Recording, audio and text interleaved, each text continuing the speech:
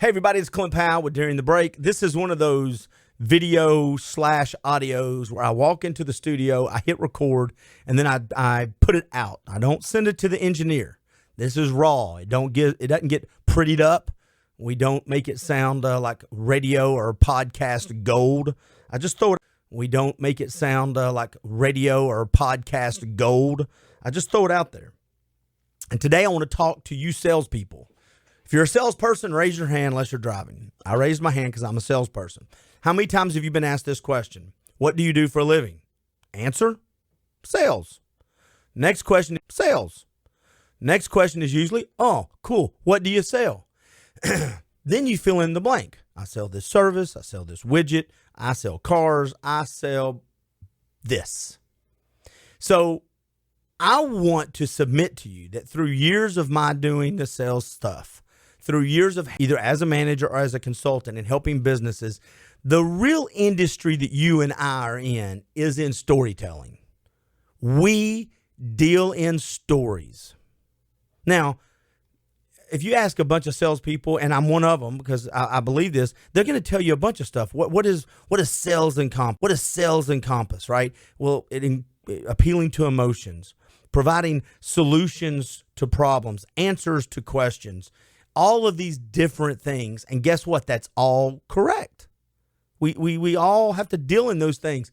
But what I'm submitting to you is all of that is wrapped up in a story. And I think there are four elements of the story industry that you and I deal in. The first part can be challenging for a salesperson because most of us are decent talkers. But some of us need to practice listening. And the bigger part of that is you'll have a lot of people talk to you about listening, but a lot of people will not focus on asking the right kind of questions. I'm not just listening for the heck of it. I'm listening with a purpose. I need to listen for cues as you tell me your stories. That point of pain we talked about when I'm listening, that's going to pop up in your story. What you're proud of is going to pop up in your story. How I can help will be sprinkled in there if I'm listening and asking the right questions. So the first part of the industry that you and I deal in, the first part of that is listening to story and asking questions that open up their book, open up the client's book so we can turn some pages with it. So we can see that story, that story arc, right?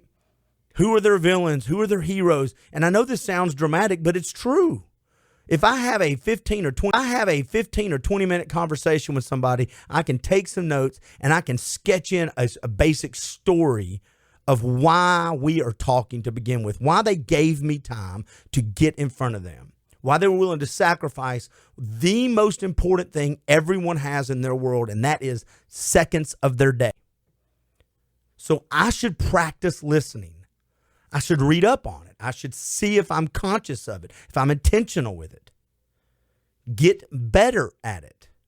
So the story industry that you and I deal in has got to start with listening to stories, asking questions to help them reveal it. The second part of it is then once I've heard it, I've got to kind of create a story to share back with you. So the creation of my story is important. And I may pull short stories from what I've done in the past, experiences. Because you're probably not interested in my whole life story, but you are the parts of that. A few of those chapters where I can pull it out and merge them together. And then what I'm going to come back to you after I've listened, after I've created, right? I've pulled this chapter. I've pulled that chapter. There's a page here with an experience. There's some good pages over here with some testimonials where I've kind of achieved some success with clients who have similar stories to yours. I'm going to put this all together. I'm going to create it. And if you're a salesperson and you're in the story industry, which I'm saying you are, how you put that together is vital. It also has to have an arc. It has to have a hook in the beginning, some stuff that's in the middle that this person can go, yes, I relate to that part of it. That sounds like he's right or she's right. And then at the end, it's got to come to conclusion that I end up going as the one sitting in front of you, as you're sharing your story back, I've got to go, man, I want to be part of that story. So listening vital part. Learning how to do it right. Creating, being intentional with what you pull from your life to create this story. And then the sharing part. That's the third part. We call it presentation, which is fine. And I use that word all the time. I present. But really, can I just sit down with you? I got a story to tell you. I want to come back and tell you a story. That sounds, in my opinion, now a lot of people listen to this and they may go, nope, I don't like that phrase. Then don't use it. I don't care. That's on you. I like it. I like telling someone, I want to come back and I want to talk. I got a story I want to tell you. Okay. And then when I come back, I've created my story based around the stuff they've told me from theirs. And then I'm going to say, here, does this sound like a story you want to be part of? And then the fourth thing is I got to find a way to write ours together.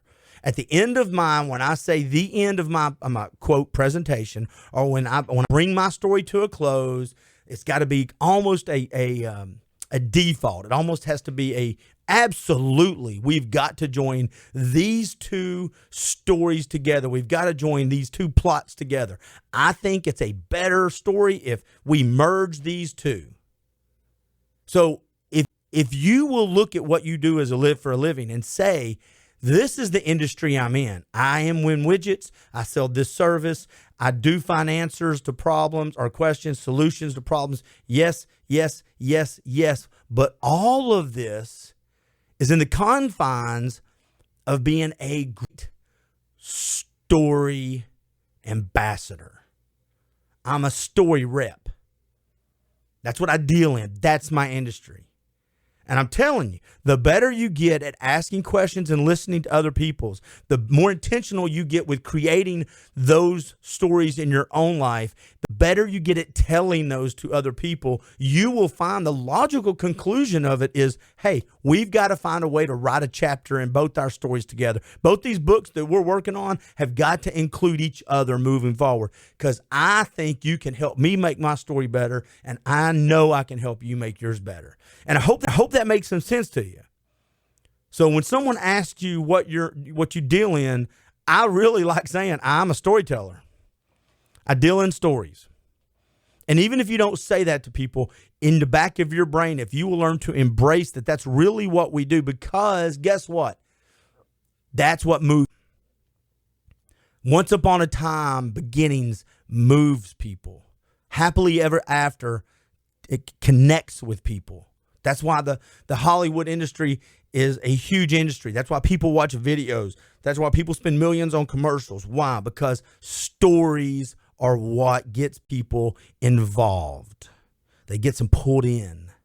It elicits responses. And that's what you want to do as a salesperson. So, challenge you to change the vernacular in your brain. Change what you say to yourself. I don't deal in this only. That's not my industry. What I really deal in is stories. There you go. Hope you have a good day. I'll see if I can get a few more raw videos out or audios out soon. Check out duringthebreakpodcast.com. I've got hundreds of great conversations and mini podcasts. A couple other podcasts I have is the singlelifepodcast.com and dayfirepodcast.com, where me and my buddy Dawson Wheeler talk about everything in the great outdoors.